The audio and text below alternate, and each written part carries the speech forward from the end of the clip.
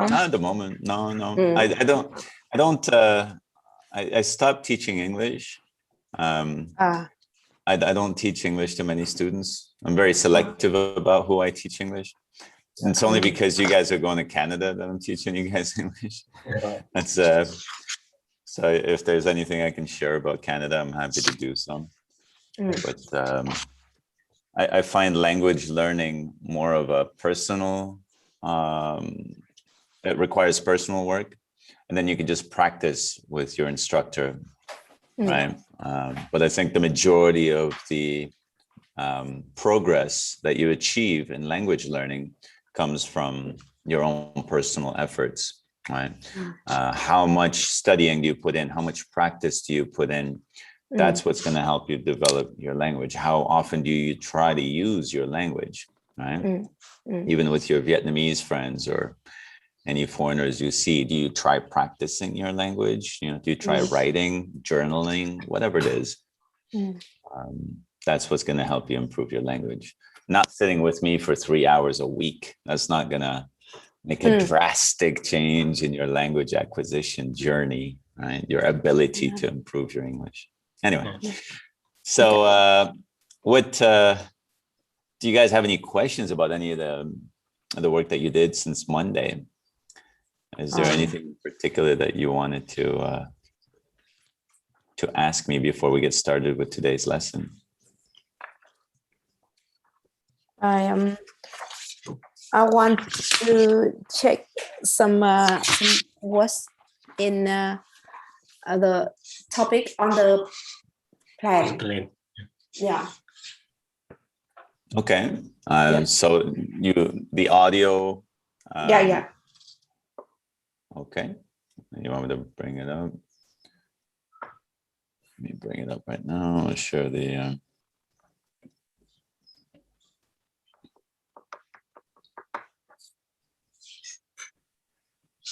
This one? Yes. Okay. What's the question? Number 6.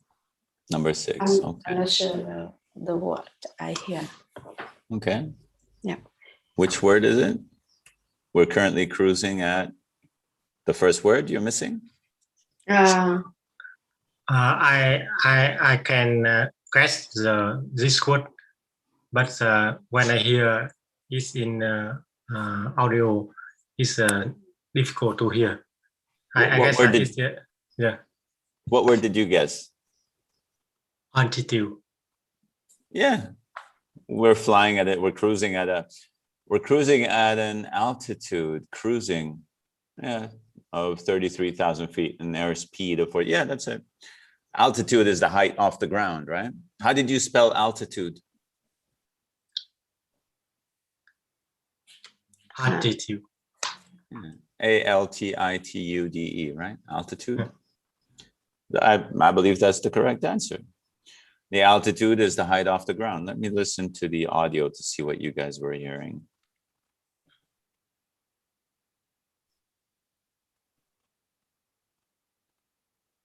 On the plane. Airspeed of 400 miles per hour. Everyone on Gulf Airlines flight 4B7. We're currently cruising at an altitude of 33,000 feet. Yeah. Do you hear something different?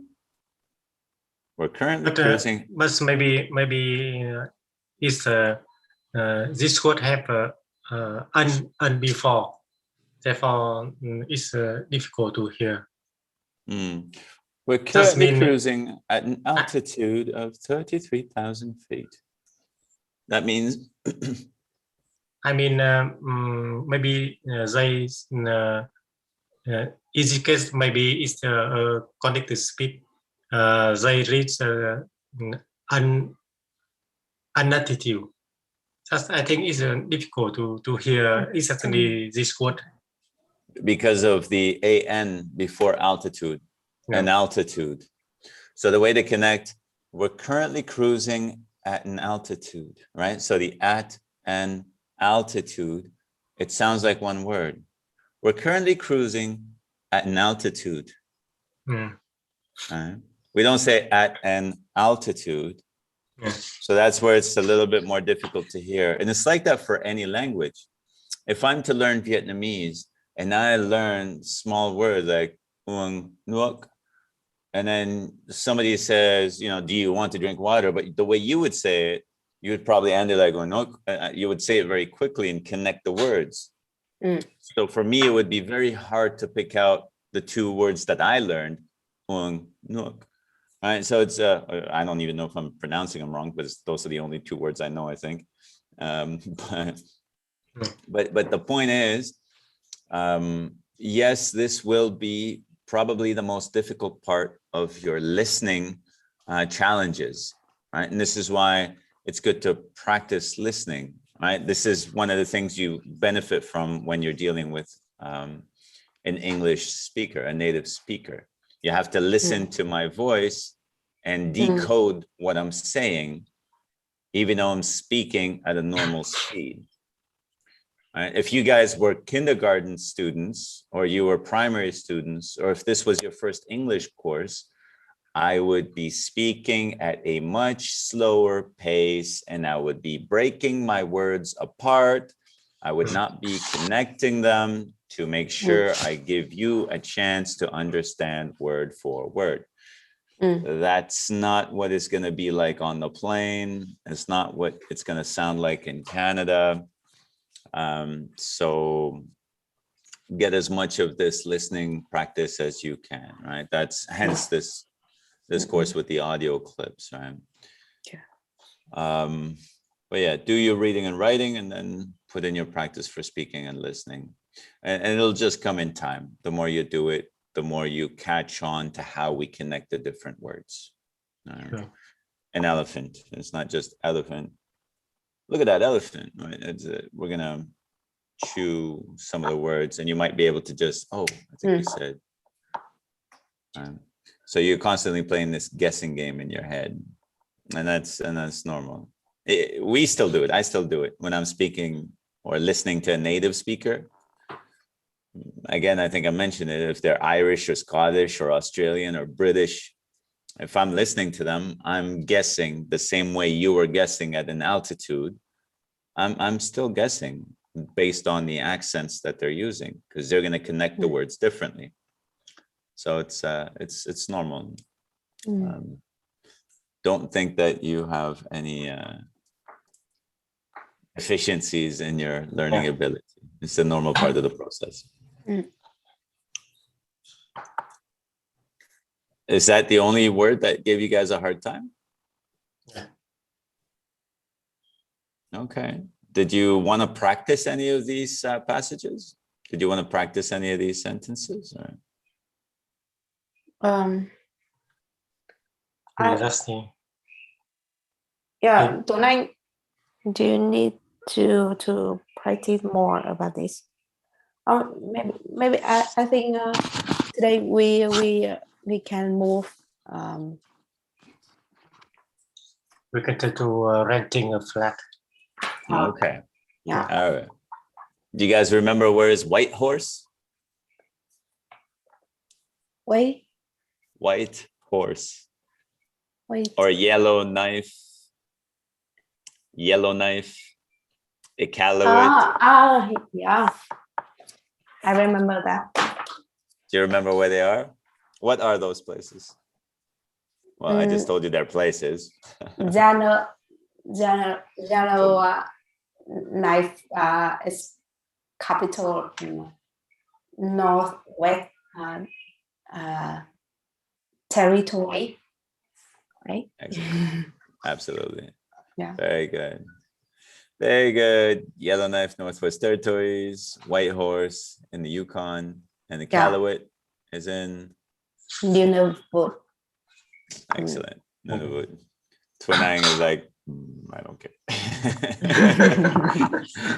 You're not gonna move up there. I don't blame you. It's okay. You guys want to practice some of the words that we saw last time? So you want to read me the first couple of words, see if you can still pronounce them okay? Can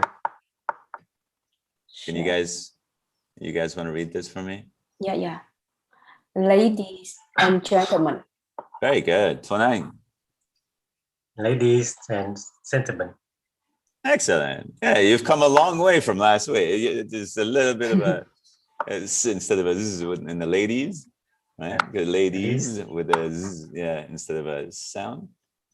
Because you roll down it, so you can see. I don't blame you. I mean, some of the plural English words are s, and some of the plural English words are z, and you can't really tell which one's which. Mm. So, but so Bing, you read this part, Bing read this, and Tuanang read this. Yeah, yeah, it's interesting how this helps. Feel free to do this for your practice, right? Yeah. When you hear me say a word and you can't, you look at the word itself and you're like, how am I supposed to pronounce this? And you don't know how. You can write it this way. You can write it with Vietnamese words if you want to. I know a lot of my Chinese students used to use Chinese words to mimic the syllables in English, right? So they would be able to read it and memorize it this way, just to remember how to pronounce it. And once they know how to do it well, then they can scrap the way. You can get rid of this once you remember how to pronounce it without this scaffold. We call this scaffolding, just to help you get the right sound. Anyway, let's go to this one. Clams. Tuanang? Claims. Bing again? Clam or claim?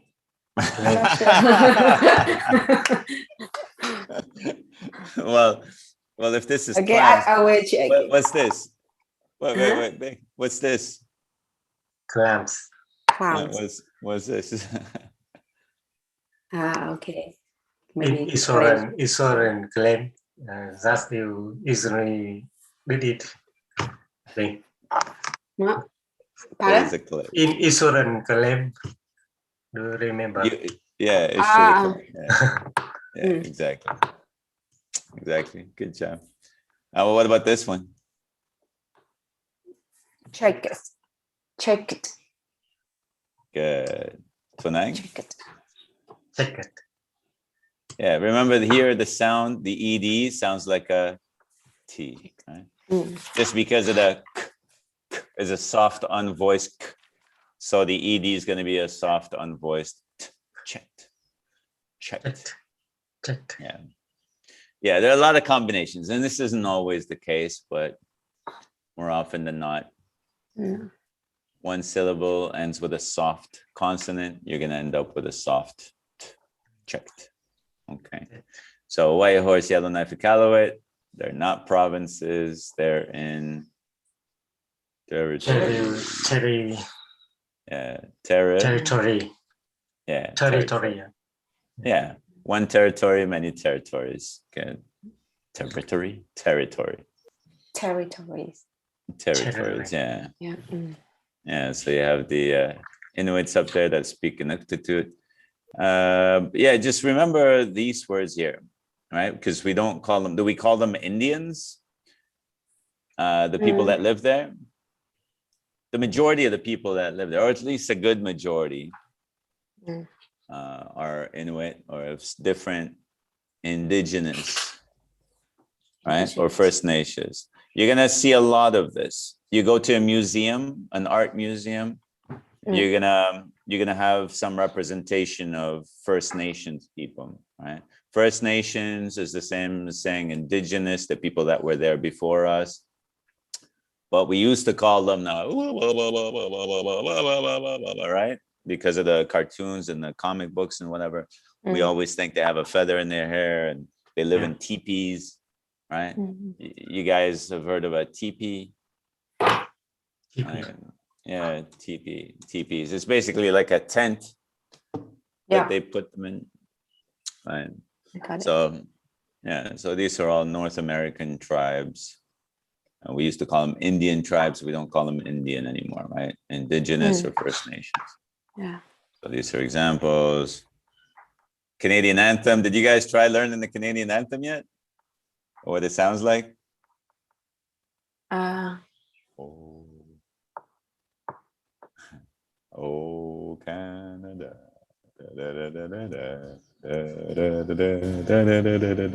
Anyways, you guys don't care about that, right? I don't believe. If you're not gonna get your citizenship, you won't have to worry about that anytime. All right. So big telcos. Let me hear you guys say this. It gives me. Big. Excuse me. Very good. Excuse me. There you go. All right. I'm proud of you guys. Awesome. Good. You made it. You see, you went from not being able to say it, now you're saying it perfectly. Very good job. Good work. What's this one? I'll see. Yeah, I'll very sit. good. Tonang? I'll sit. Very good. I'll what? Sit. Good. Okay, make sure you pull that tongue out of the way. If that tongue gets lazy and goes up behind the teeth, it's and you don't want to say sh, right? You definitely don't want to say sheet, right? That's not something you want to say when you're right. So seat. Sit. Yeah, seat, right? And the E, stretch the E, seat. Good. Sit. Good. Aisle seat. Yeah, sit. Yeah, good. These three things. Okay. And Tonang? See, three things. Okay. Remember for the th and the, breathe in. And as you're breathing out, just shoot your tongue between your teeth. Yeah. You can just hold it. Right? And if you voice it, right? You're just putting your tongue between your teeth as you're breathing out. These. Three. Yeah. Yeah. Three. Yeah. Yeah. If you stop the air from coming out, it'll be a t. It'll come out like a tree, right? Tree, Yeah. tree. But if the air comes out, three, right? Make sure the air, you allow the air to come out of your mouth. Three. Things. Yeah, that's exactly three things. Yeah. And I say breathe in so you have enough air to let out, right? And that's why I tell you breathe in and I go three things. You have enough air to keep allowing it to go out. Three things. Okay. All right. It's basically you don't want to make a z. It's a z. You don't want to make a s. It's a s. You don't want to d. And I guess I should add you don't want to t either. Right. So you don't want a T, you don't want a D, you don't want an S, and you don't want a Z. Right? So for the TH sound, Z, S, D, T. Right? Those are the Z, S, D, T. And now this is or the. Yeah. Yeah, really the only difference is you're letting air out, but the tongue is behind the teeth and low, out of the way. Zzz, right? The D and the T is the same as the th, th. The only difference is I don't let the air continue to go out. Right? When I say, I keep my tongue there and I let the air out. I let air out. No air. Air comes out. That's it. Okay. So you can keep practicing that on your own, but the rest of it, I thought you guys did an excellent job. You're sounding great. So I'm going to put this away, or I'm going to start with, for lesson 5, we'll track what new words you guys are going to want to practice. So renting a flat. Yeah. Did you guys do any of these exercises yet? as find you a place to live. I, What kind of what kind? If you I, look at, sorry, go ahead, Bing. Go ahead. this time we start to looking for some information about a flat when we move to Canada, but still have a lot of information. I'm not sure. I don't know. Are there any words you remember that you didn't understand? What is it you're not sure of? What is it you're uncertain? Like a kind of house, or when people remain main floor, or Basement. but yeah, I'm not sure. Oh, if you want to live on the main floor or in the basement, or to have a basement? And main floor and ground floor. It's what's different? No difference. Main floor and ground floor. Main floor, ground floor, same. Same. Yeah. Oh. Yeah. Main floor, ground floor, same. Yeah.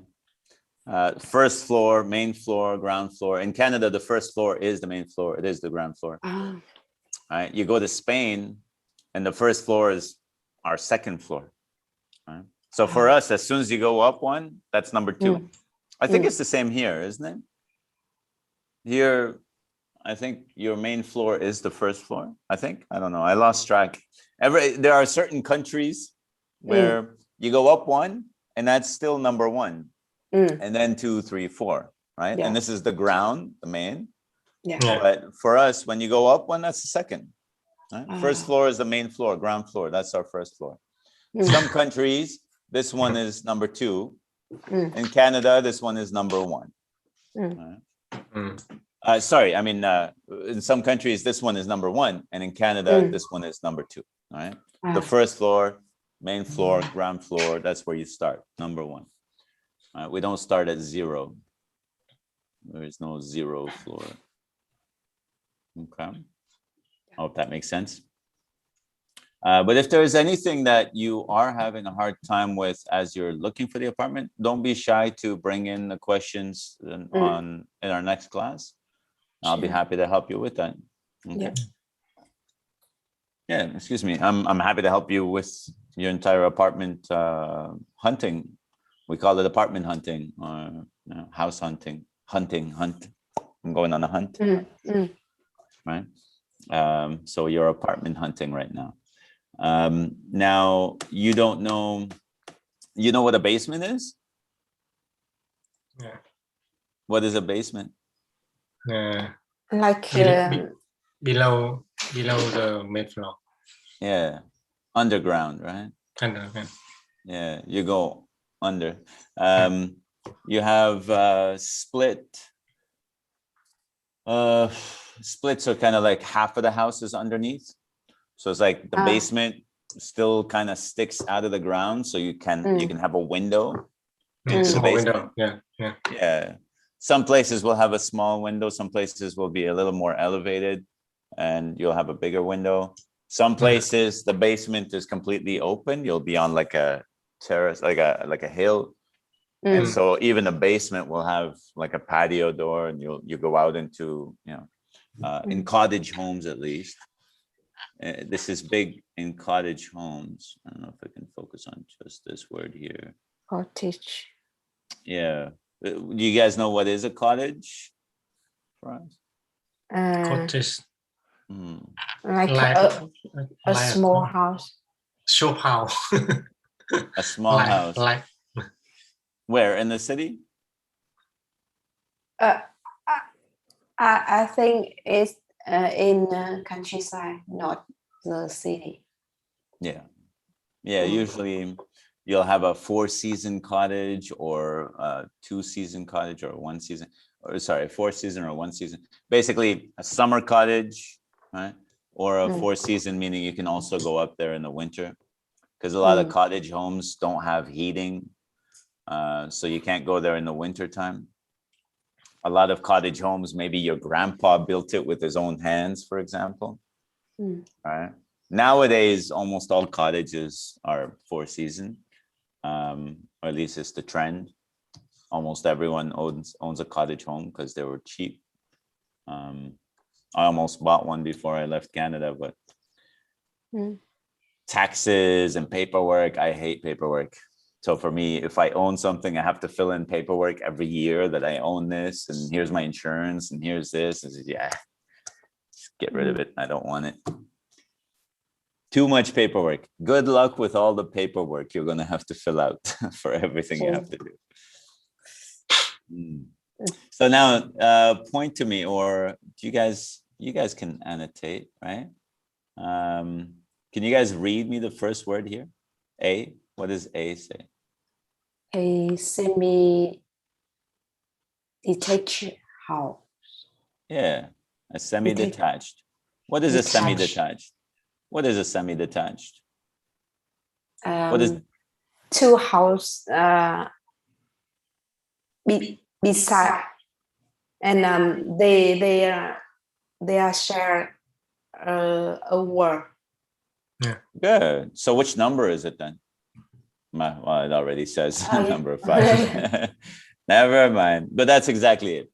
It's two places sharing the one wall, right? And how is that different from, let's say, a terraced house? What is a terraced house? Terrace house. I think terrace house is a private house, a large house, and a private area. Single house.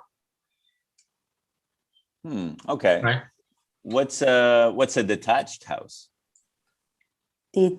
Detached.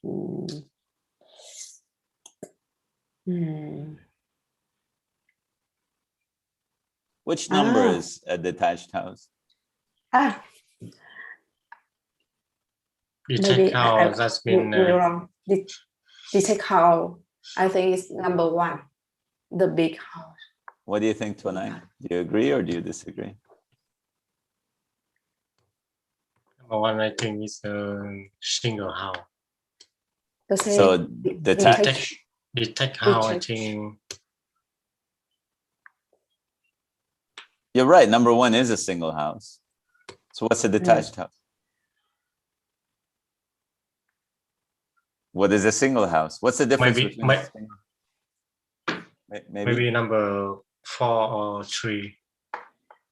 4. Number 3. Does number 3 look like it's detached? Look at number 1, semi-detached. What does the word detached mean? Detached. What does that mean? Detached. What word do you guys see in detached? I don't know. When you guys are married, you guys are connect. Attached.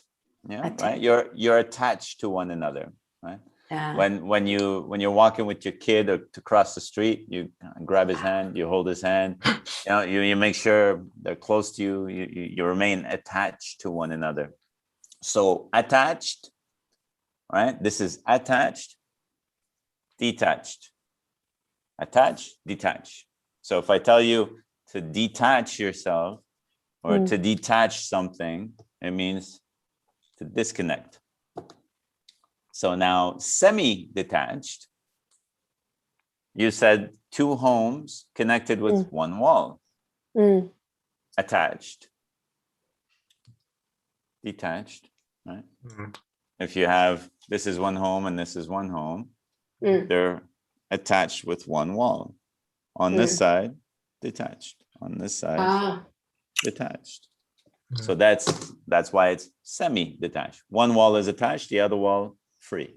Right? Same for this house. One wall is attached, one wall free. So now Number what 1. is right? Makes sense. Right? So yes, detached house is the same thing basically as a single home. Right? It's a single house, a detached house.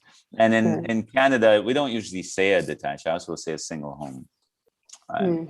A single home, a cottage home, semi-detached, we'll call it a semi, right? We'll call it a, there are a number of different, now the lingo just keeps growing because so many people split their homes into shared apartments. We'll see in the next chapter what shared apartments are.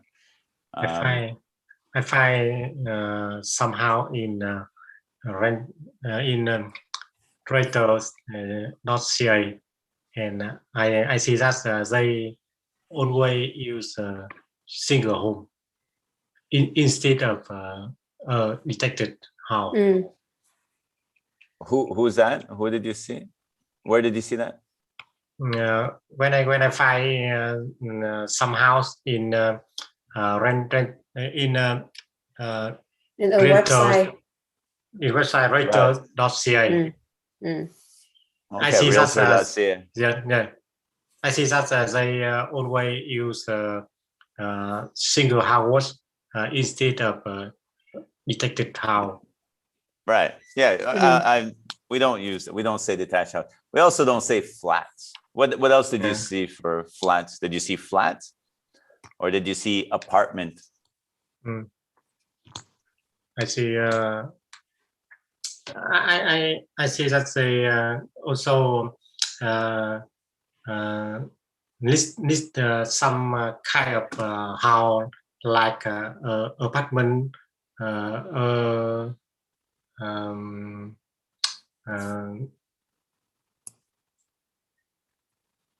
apartment. I only see semi-detached house is in the worst.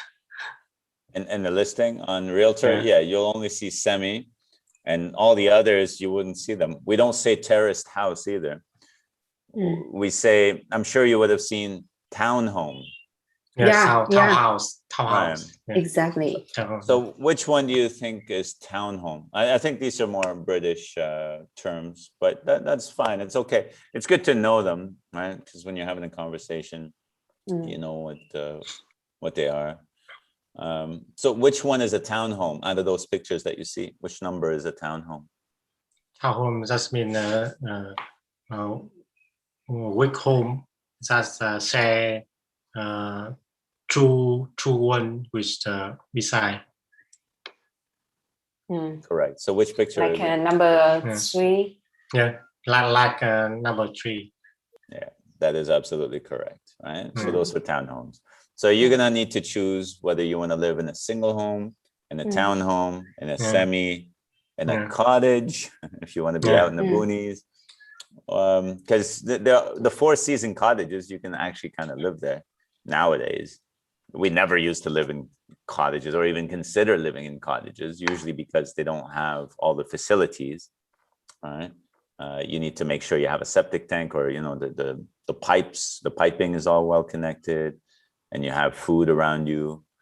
Because if we have ice storms, we had an ice storm a few years ago where the lights were out for 3 days. We lost a few people. Some people died because without electricity, you're far away from the city. Without electricity, if you don't have wood, if you don't have anything to keep the place warm, you're going to freeze, right?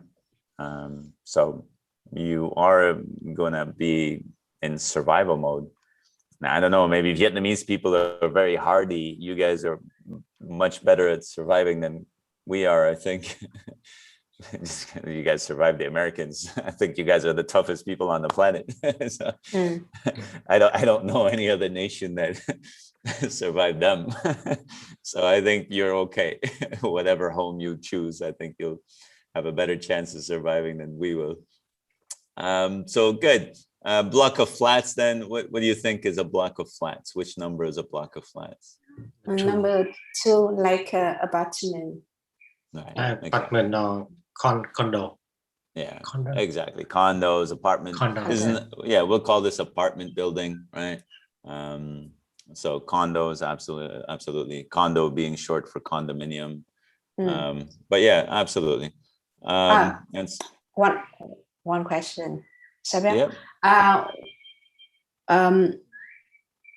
I want to more information about apartment in Canada. I don't know, but I think it's quite expensive. if you want to buy one or rent one, Both. right? I don't know what which advantage of them. Advantage of what? Buying or renting? No.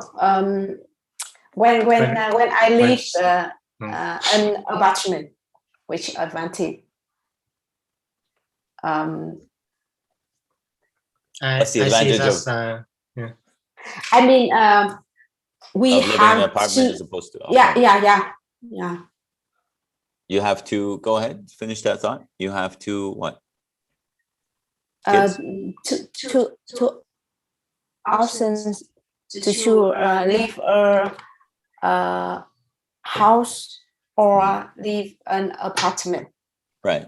I think the price quite the same. Almost similar. Even you know, for example, in Vietnam, an apartment is usually cheaper than own house. Right. Yeah. So were you looking at the prices of an apartment versus a single home or an apartment versus a townhome? Yeah. So I want to know why. Well, Because if you're looking at townhomes and apartments are not very different. It's like an apartment is like in a block going this way, and a townhome is in a block going this way. So they're not really different because you're going to hear your neighbors, you're stuck to your neighbors, you know, you see them on the way in and out. The only difference is you don't have to go up an elevator and you don't have to smell the food on any of the floors, you know, because you're going to have people from all over the world. So you might get to one floor where it's all Pakistanis and Indians and you're smelling all this curry smell from their food, right?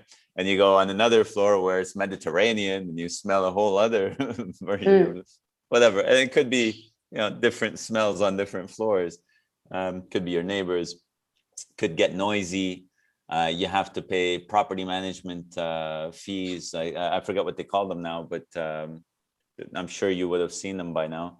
But you have to pay a certain maintenance fee for the apartment building, you know, for the elevator, for the look of the building, for the face, for anything that might go wrong with the building, for the superintendent, the person that takes charge or takes care of the building, for the maintenance, for the grass, right?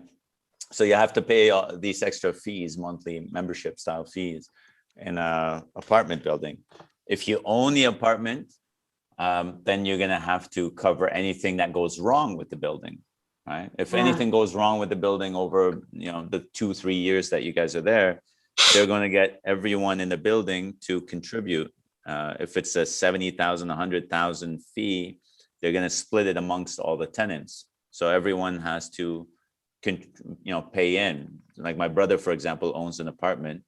He had to pay $20,000-$30,000 for this maintenance for the building. Now it's a more expensive building downtown Ottawa, but Vancouver, your cheapest apartment in Vancouver is probably more expensive than the nicest apartment buildings in Ottawa, just because real estate in Vancouver is up here.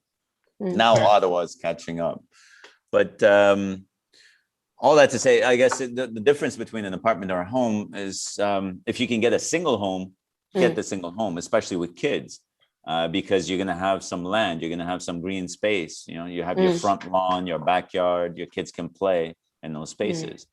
So if you can get a house versus an apartment for the same price, get the house. Now, another difference is if you don't have a house with a garage, well, in the building, you're more likely, if you have the garage underground, you know, you never have to shovel snow in the winter. But you guys are in Vancouver. In Vancouver, you don't get a lot of snow. You'll Ah. see 1 or 2 snowfalls and the snow melts by daytime. Yeah. So you don't have to worry too much about that in Vancouver. In Mm. other places, you have to worry about shoveling snow from your rooftop. You have to go on top of the house and yes. shovel the snow, right? So that the snow doesn't pile to the point where, too much weight on the roof and the roof crumbles. So the differences are in maintenance, really. You have to mow your own lawn at the house. In an apartment building, someone is going to mow someone's going to maintain the front lawn. Someone will, get rid of the snow to your parking, right? So there, you might have a swimming pool and a gym in your apartment building. If it's one of the newer, fancier apartment buildings, it's like living in a hotel. So there are certain extra services where you can get, and you might feel more comfortable in an apartment building. If it's a serviced apartment building, they can come and take care of this stuff for you. Instead of you having to make your bed or clean up, they'll come in and clean up and do things for you as well if you want to pay for these services. But usually it's extra services like the pool and the gym and so on. The house, you can get a house with a pool, but of course the prices usually go up and you have to maintain your pool, which is not fun. My brother and I used to clean the pool at my parents when we were kids. We'd spend most of the summer cleaning the pool, not swimming, right? Like we'll swim maybe 5 times all summer because it's always raining or we're always out doing something, or we go to the lake. So it's the maintenance becomes a pain. Got it. So it's a lifestyle choice. How many kids do you guys have right now? 3. 3.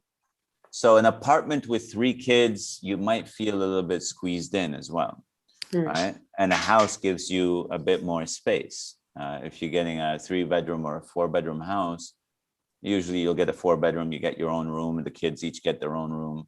If they're still kids, you get a 3-bedroom house, you put 2 kids in one, the eldest in the other.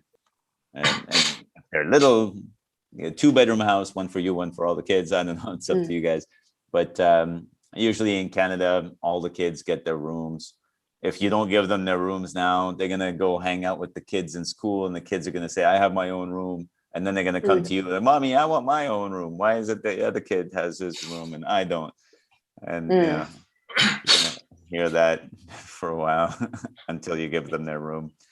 When your kids become Canadianized, good luck trying to say, what do you need your own room for? Because it's cool and whatever.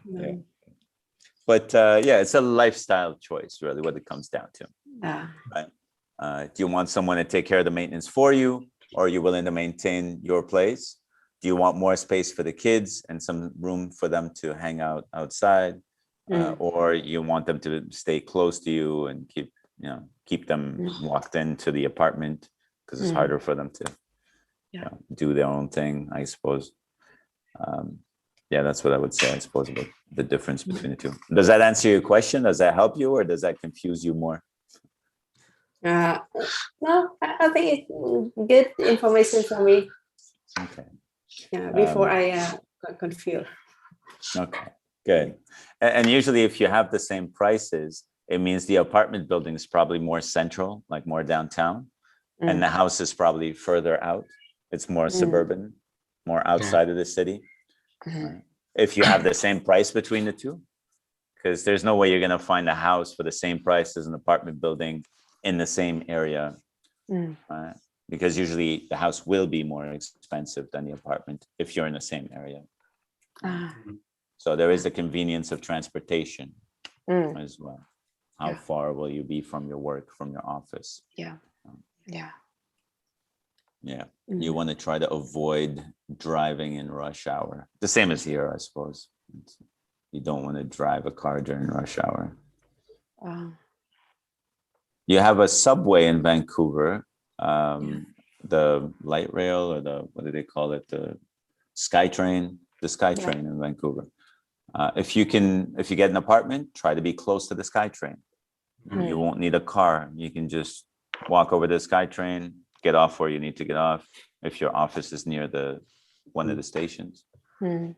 And that way you can reduce, transportation expenses rather than having to pay for a car and the insurance. But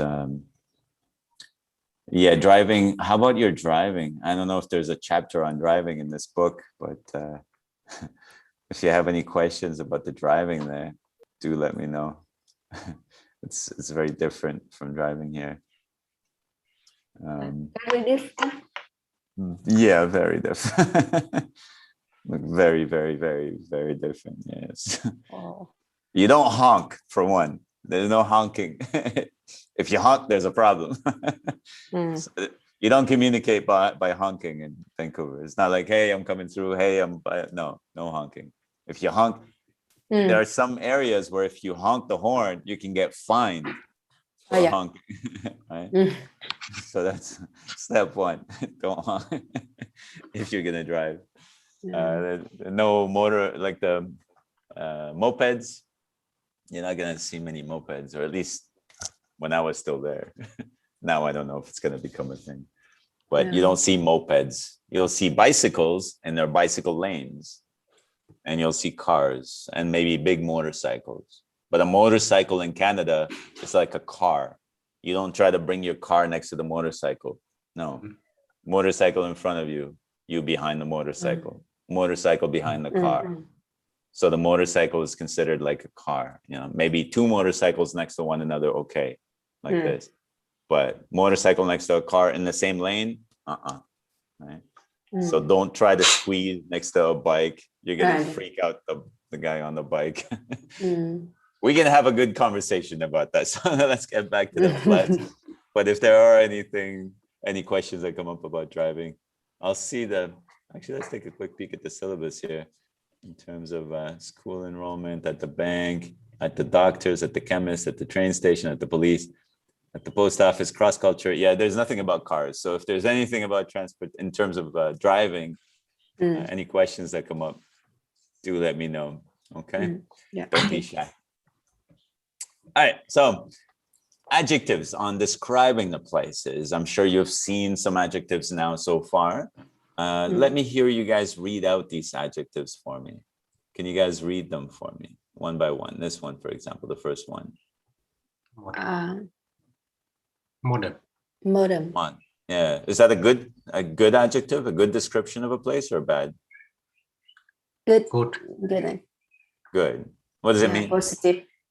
It's like nice, convenient. Updated. Updated. Okay, good. Yeah, it's more of a recent style, right? As opposed to rustic, as opposed to classical or traditional, right? So it doesn't mean nice, because you can have nice old places, but yeah, modern is nice. What about this one? Cramped. Fanang? I don't know this word. Cramped. If you run, your stomach hurts, right? Sometimes your stomach really hurts. That's a cramp. And why does it hurt? Because it gets cramped. I have stomach cramps. It gets all cramped, right? So cramped is very small space. Everything very is small. Yeah, well, everything is like on top of one another. If you go to some place and so many things in a little space, it's all cramped. Right? It can be big, but full of things, so it looks cramped. Right? So cramped is just too many things in one little space. So yeah, usually it ends up being small. So it's cramped. Right? So is that a good thing or a bad thing? Bad thing. Bad. Yeah, so it'd be a negative, right? Negative. All right, Tuanang. Next word. What's this one? Private. Very good. Positive or negative? Positive. Good. Bing, you agree? Yeah, sure. And you guys understand private, right? What about quiet? Quiet. Quiet. Yeah, Sometimes Bing. it's positive, sometimes it's negative. Oh, Tuanang, do you agree? So too quiet is... If if we when we consider about living quiet, maybe it's positive. But for some people, maybe it's negative because they prefer to noise, to see many people around. Right, Yeah. right. They prefer it to be busy, right? Yeah. They want to see life. I left Hanoi when I first came here 3 years ago. I left because of the noise pollution. Too much noise. There is such a thing as noise pollution, right? There isn't just air Yeah. pollution. Mm. You also have noise pollution. And Yeah. Vietnam, in your cities, Yeah. Hanoi and Ho Chi Minh, Yeah. noise pollution. Yeah. You're honking, for example. Yeah. Honk, honk, honk, honk, honk, honk. Everywhere you go, honk. It's Yeah. like, come on. Beep, beep, beep, Yeah. beep. Yeah. Yeah. It's normal to you, right? Yeah, that's normal. Sometimes Yeah. it's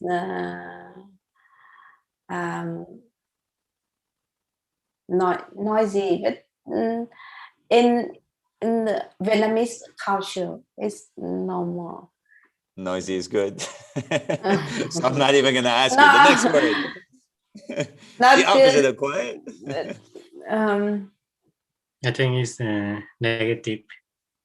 What do you think, Big? Is noisy positive or negative?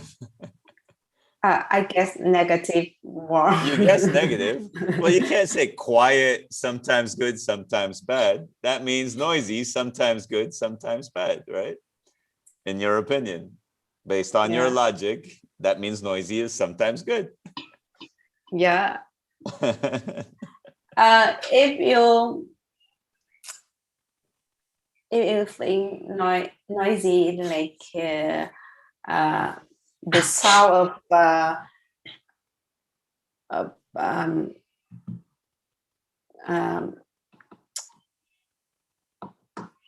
it's difficult to explain.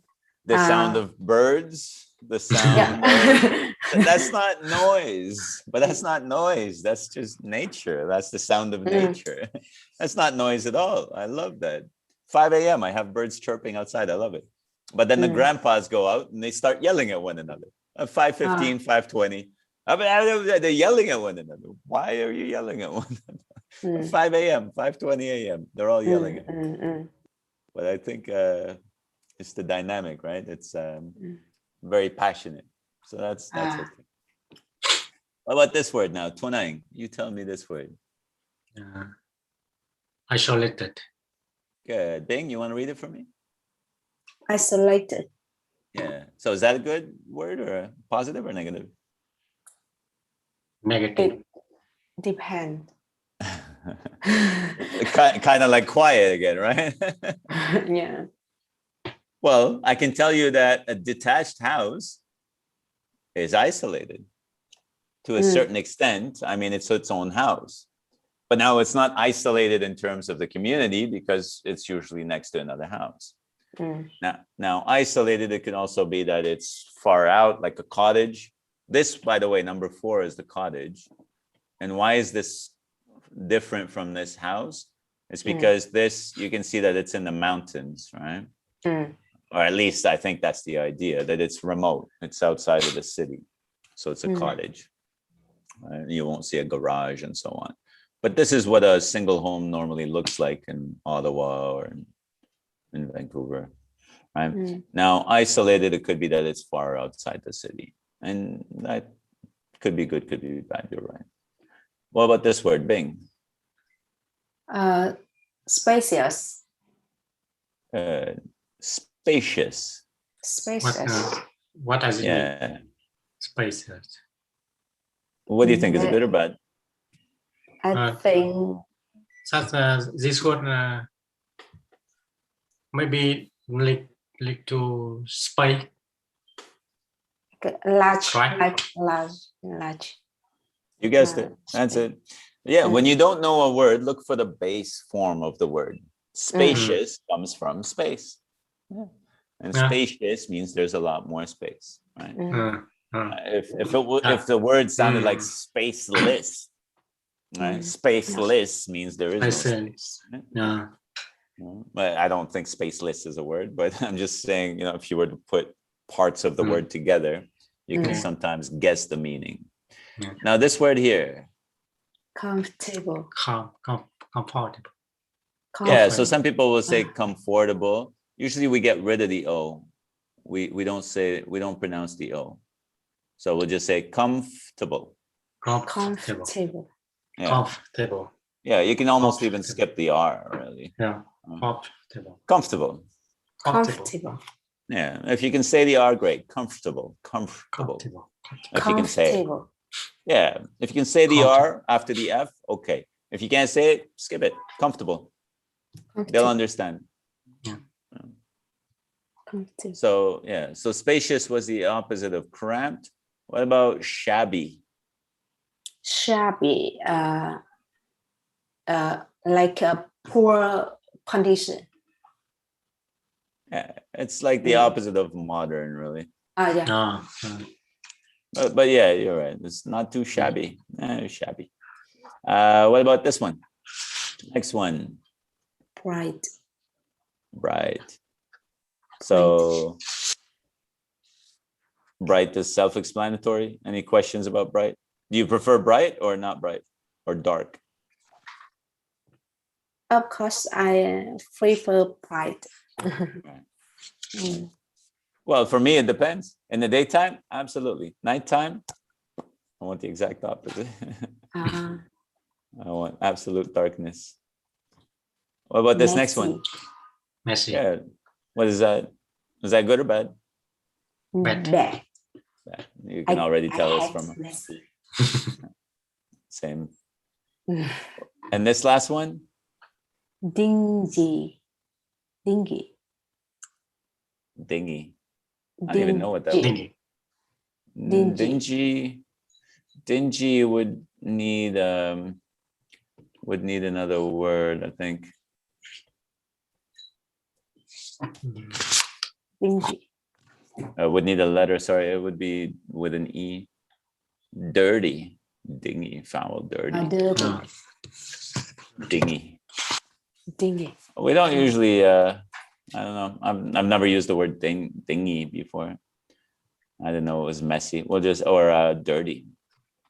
Dingy, dirty. We just say dirty. Looks a bit dingy. Looks a bit messy, looks a bit dirty. Those are the words we usually tend to use. But any questions about these words? No.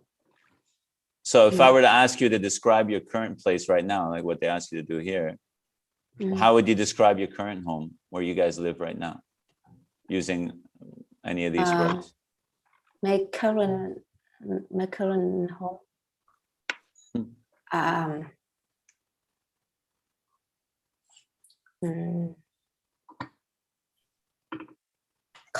Comfortable. Good. Private.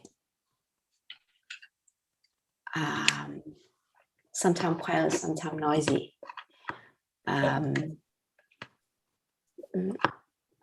Bright.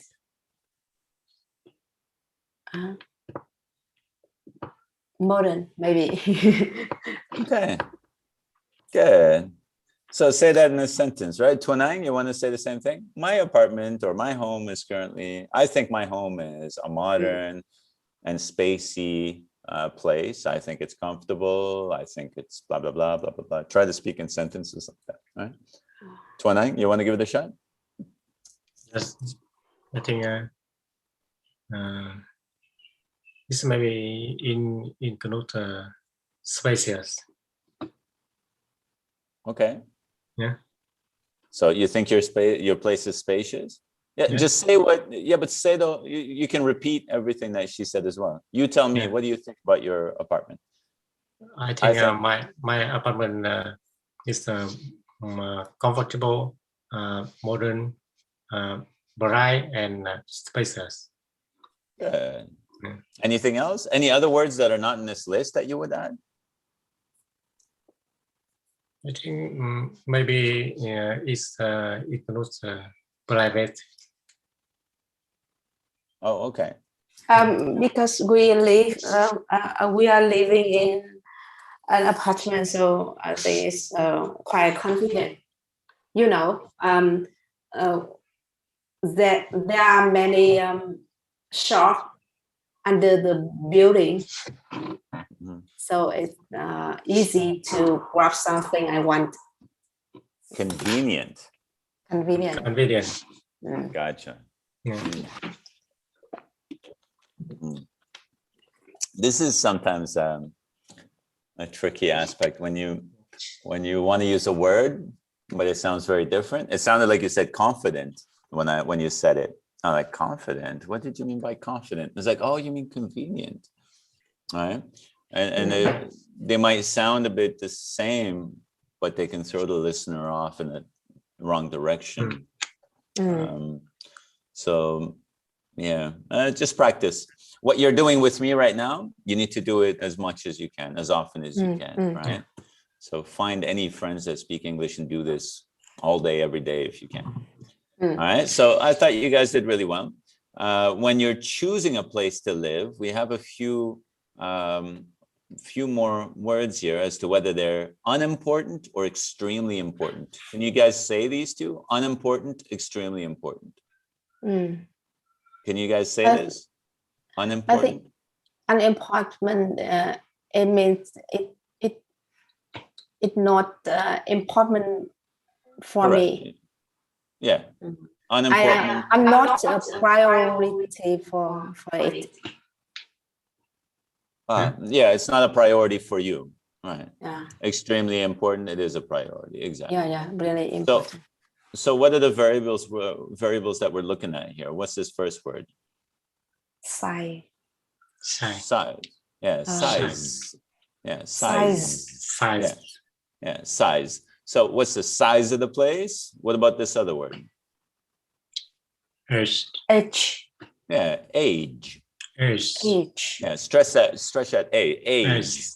Age. Age. Age. Yeah, remember Age. Age. Yeah, Age. good. What's this one? Location. Location. Location. Yeah. Is it close to your office, downtown, outside, in the city, rural? Is it close to cottage country? Where is this place, right? Location. Style. Oh, sorry. Okay. Style. Good. And the last word? Price. Good. So if you were to select what is the most important, what are the important variables for you guys? 1 to 5. 1 is the least important and 5 is the most important. So what is the most important, do you think? What is the variable that is most important to you when selecting a place to live? Is it the size? Is it how old the place is? Is it modern or is it looking shabby? Location, style, and price. What's the most important? Location. Okay. So this would be number 1 or number 5? Number 5. Number 5, correct. So then what would be number 4? Number 4 for me, Price. Absolutely. What's number 3? Number 3, age. Okay, good. Number 2? Number 2, size. And number 1, style. Because I think when I choose a house, I can change the style, what I want. But location or price or age, that's I can't change. Right. Same. You could change your age by Review. I think the age. It's quite difficult. Yeah, you might as well just build a new place. So you're no longer looking for a place; you're just making your own. No, I agree completely. I think I would look in the same. I would have the same rationality behind my choices. So I agree with you guys. It's nice that you are both on the same page. So if we move into these next exercises, well, before we move on, do you guys have any questions about this here? No. Any questions, Tuanang? No. Makes sense. You should be able to know what kind of home you want and how to describe the home, right? And what are your main factors? So when you're talking to the to the realtor or the real estate agent, you need to be able to tell them this. You know, location is key for me. Where is the location? Remember these, right? Remember this exercise and how you need to talk to the real estate agent.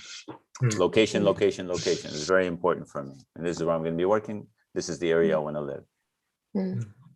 Key thing is, or the difficult thing for you is, you don't really know the areas in Vancouver. So you don't really know what is your optimal location, right? What is the best location to be in? And price is important, and the location directly affects the price. Sure. Yeah. It's going to make it a bit of a tough decision to make, but the real estate agent his job or her job is to make this easier for you, to explain to you what is this location and the price, what is the best value for your price. I think this is the best location for this price. If this is your price range that you want to pay, I think this is the best location for you guys, right? Based on whether you want quiet and noisy, and modern, and so on. Yeah. But feel free to have that conversation with your realtor, and let me know if you want me to help out, even with the conversation. When you guys speak to the real estate agent, feel free to bump me into the call or conference me in on the call. I'm happy to help you guys. Yeah. Thank you. I wish I spoke Vietnamese to be able to explain it to you, but no, if there's anything I can do to help, let me know. That's all. Thank you. My pleasure. All right, so for the listening exercises, unfortunately, I wasn't given the audio files. I don't know if you guys have these audio files, but I don't have these audio files. I only have the audio files for our next lesson for Monday's class. But that's okay. I don't think we're really, well, if I were to ask you guys these questions directly, are you guys going to live alone? Are you guys going to rent or buy? Let me ask you guys, are you guys going to rent or buy a property? You said you don't know yet, right? Yeah. First, I think in the first time, 1 to 2 years, in the first 1 or 2 years, we will rent a house to live, of course. Yeah. Right. So I will priority location and price. Of course, then if we can buy our own house, maybe I can mention not it for some condition like size, style. Yeah. But the first time, I think I just need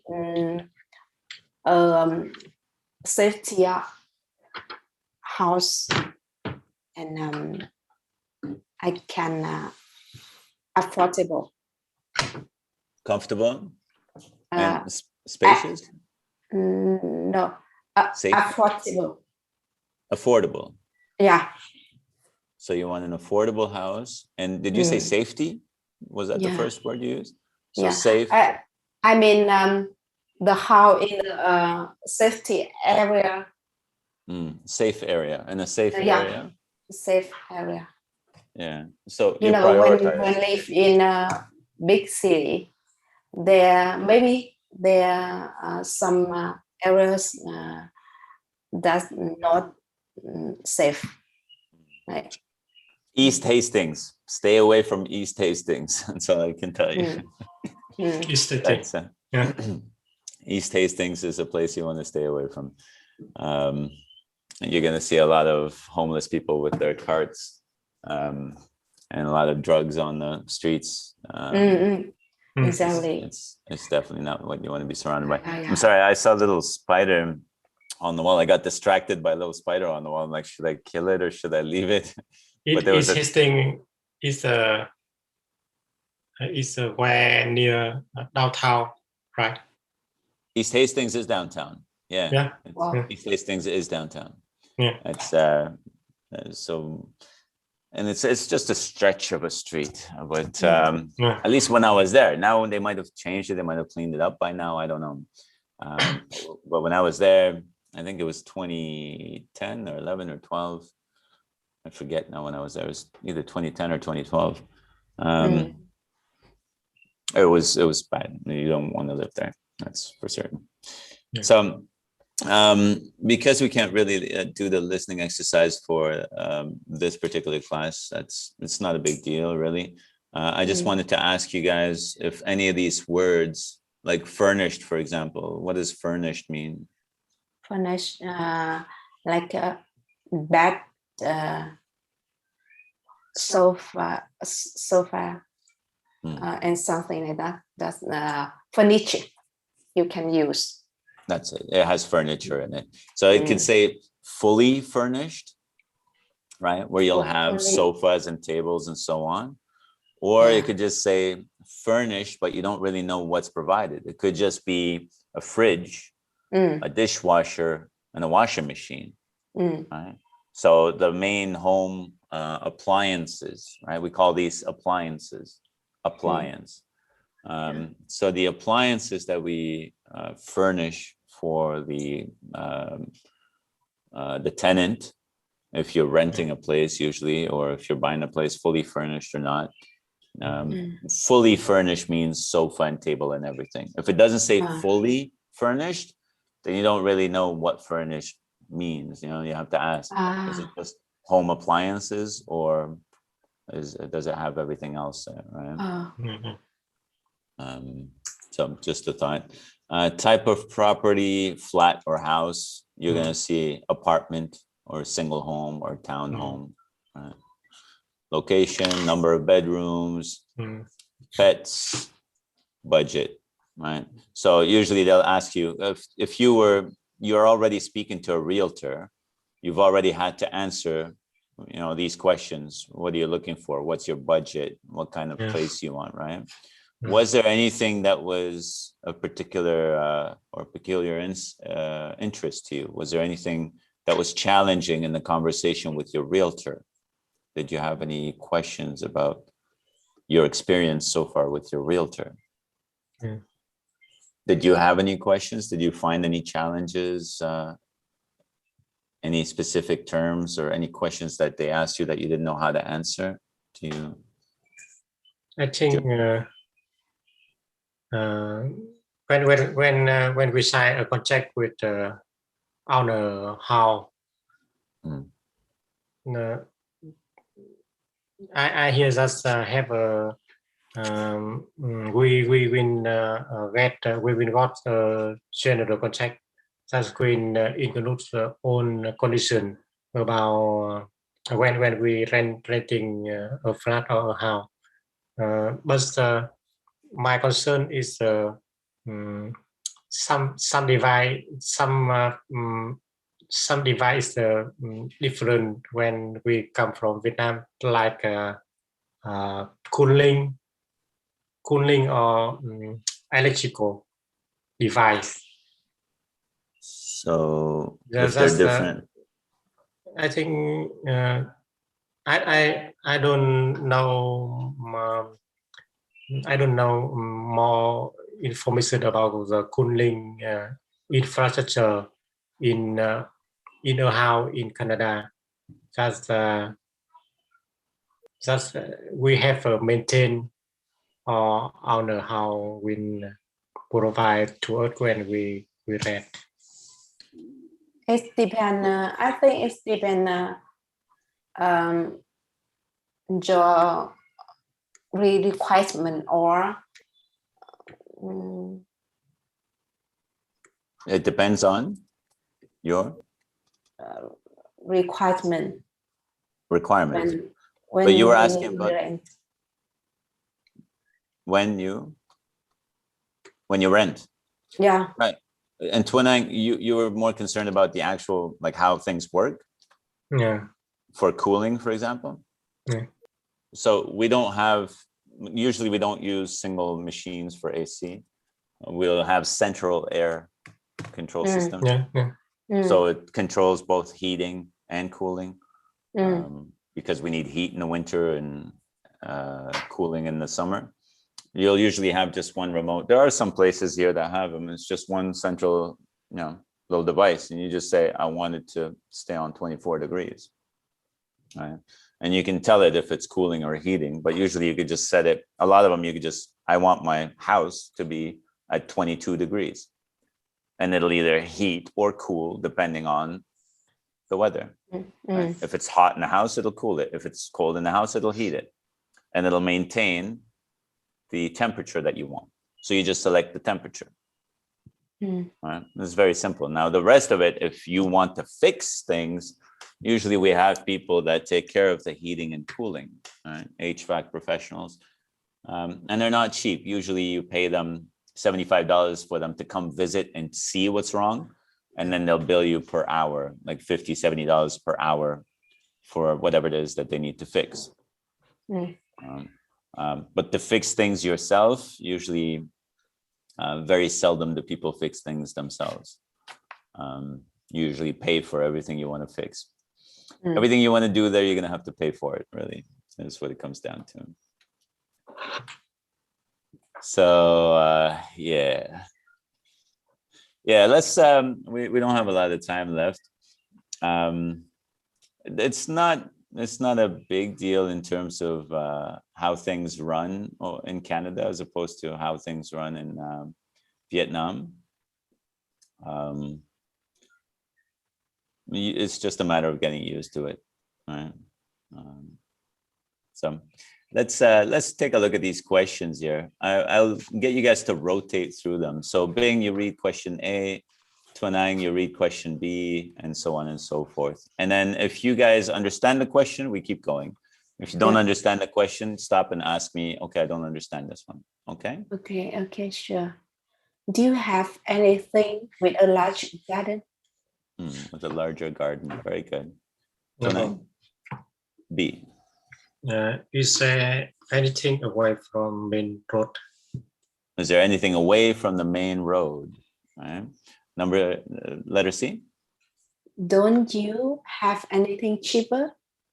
D. I'd rather have something near a better school. Okay. And E. I'd prefer something closer to the city center.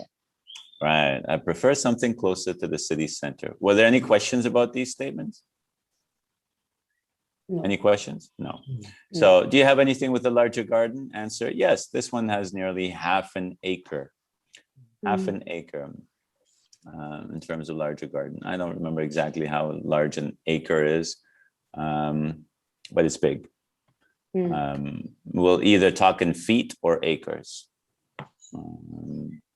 Now we can, you can just use a converter to find out how many meters is an acre. Is there anything away from the main road? Does that make sense as a question? Why do they want something away from a main road?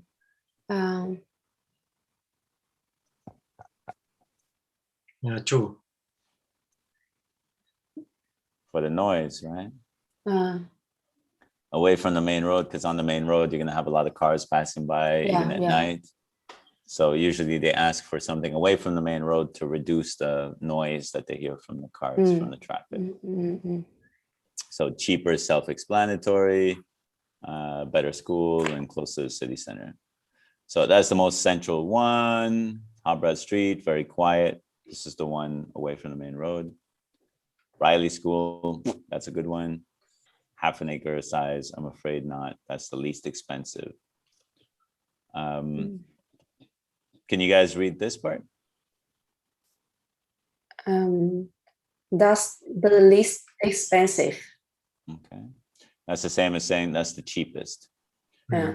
And you'll often hear, I'm afraid not. All right. They'll say, I'm sorry, no. Sorry, no. All right. Any questions about any of these sentences?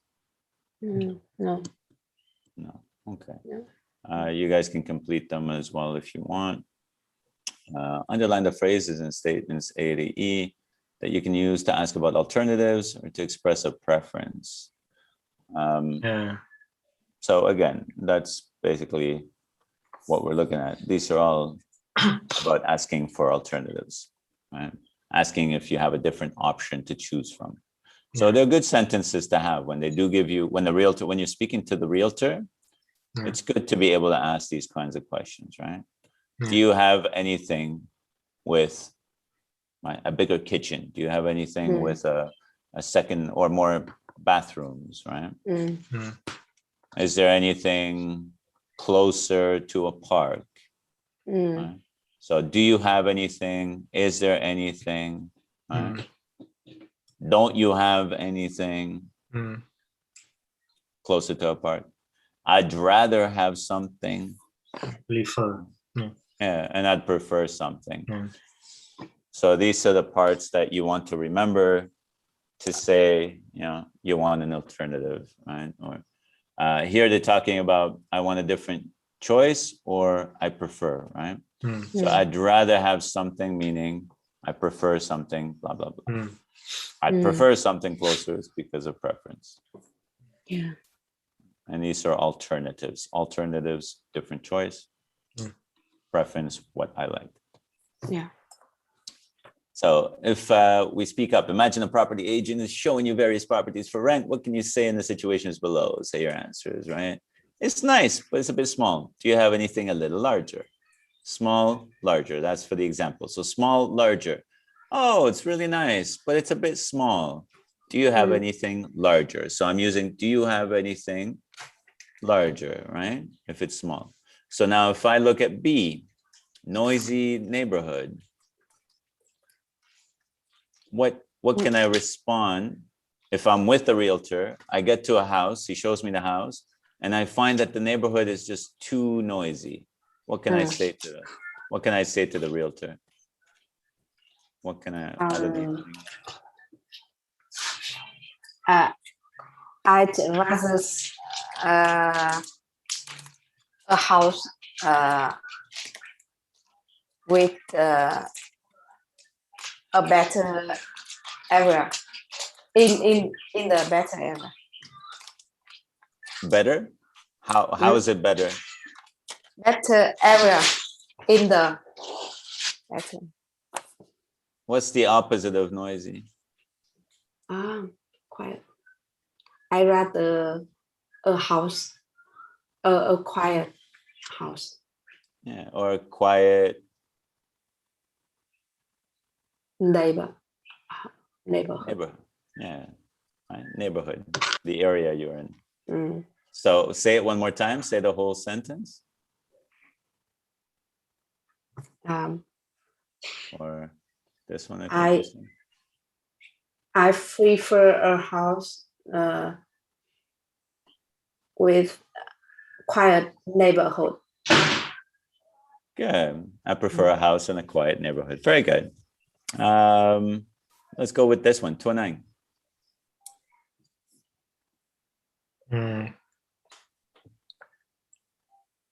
Too expensive. Too expensive.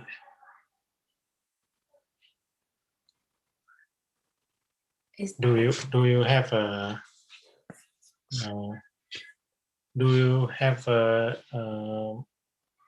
anything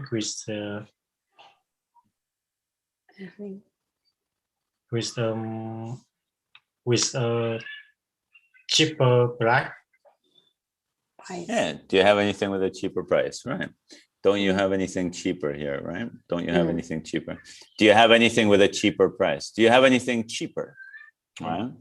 So that's okay. And you can start by saying the first sentence, right? It's nice, but it's a bit over my budget, right? It's nice, but it's a tad bit costly, right? Do you have anything cheaper? Right? It's nice, but the neighborhood's a bit noisy, I find. I think I'd rather, or I'd prefer a quieter neighborhood, or a neighborhood that's more quiet. Right? Do you want to try one more with a garage or a garden? You guys know what's a garage? Good, but it doesn't have garage. Do you have any house with a garage? With a driver? Garage.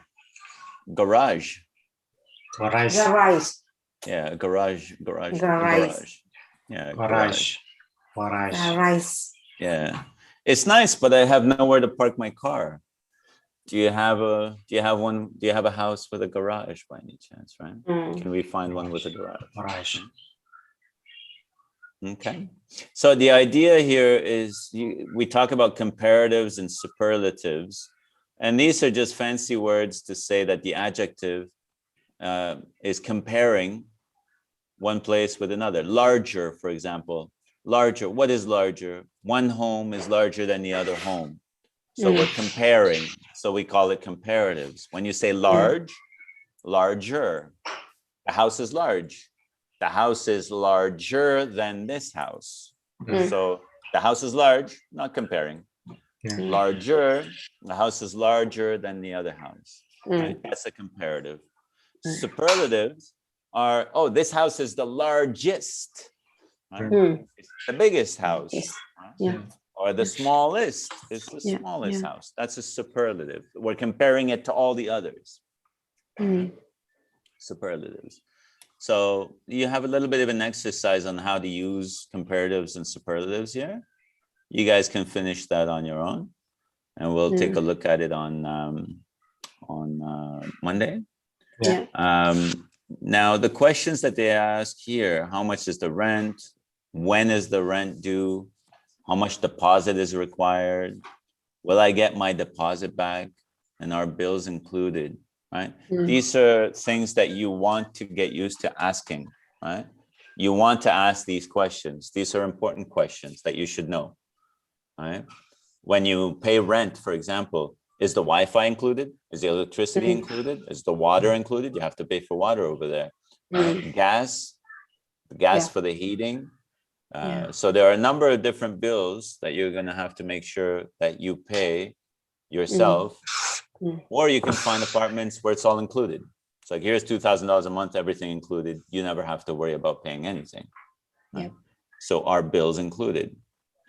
Right? Will you get your deposit back? Maybe not. If you cancel, it depends on how you cancel your contract. Right? How much deposit do you need to pay? When do you need to pay it? Right? And how much is it? So practice these questions, and I'll ask you to repeat them again on Monday. Right? You should be comfortable with them. And so when you come back on Monday, we're going to do pages. We're going to focus on this page where we get to practice being the tenant and the agent. One of you is going to be the rental agent, and the other one's going to be the tenant. And you guys are going to practice having that conversation. Okay. But before we do that, we'll listen to a bit about a shared flat, even though you guys are not going to get a shared apartment. We'll look at some of the vocabulary here. And if anything, if you guys can do it, listen to the audio. You guys should have the audio for this page 19. It's audio file number 25, I think. No. 25, renting a shared flat. So if you can listen to that audio and answer the words here. And so we'll look at these questions first, along with the ones I just covered with you. All right, these ones. And then we'll go into role playing. All right. We'll see how we can manage your guys' discussion.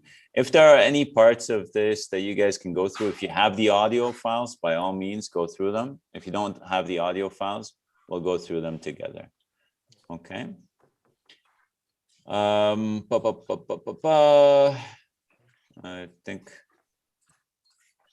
think we'll stop here for today.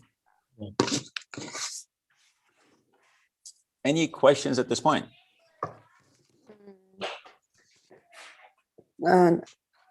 Not right now, but and on Monday, I think there are some. I will prepare some questions about renting a house in Canada. Yeah. I Okay. think Sounds because good. I still can feel many information. I need to know. Any of the information that's confusing or questionable, if you have it online, store it. You can share your desktop screen, and you can we can look at it on your screen instead of you looking at my screen. I'll look at your screen, and we can go through it together. Okay. I start afternoon classes on Monday, so I have to finish at exactly 12 o'clock going forward. That's why I'm getting in the habit now, so that it's not a surprise on Monday. Because I have to be somewhere at 1 and I have to prep for it and I have to rush out. It's not that close. So unfortunately, I'm gonna have to close at exactly the right time. If you guys ever want to start earlier, by all means, I'm happy to do so. I'm usually logged in by 10 o'clock anyways, but yeah, if there are no questions, I'll let you guys enjoy the rest of your weekend, and I will see you on Monday. Yeah, thank you. Bye-bye. Have a nice weekend. Good work today. Yeah. Bye. Bye.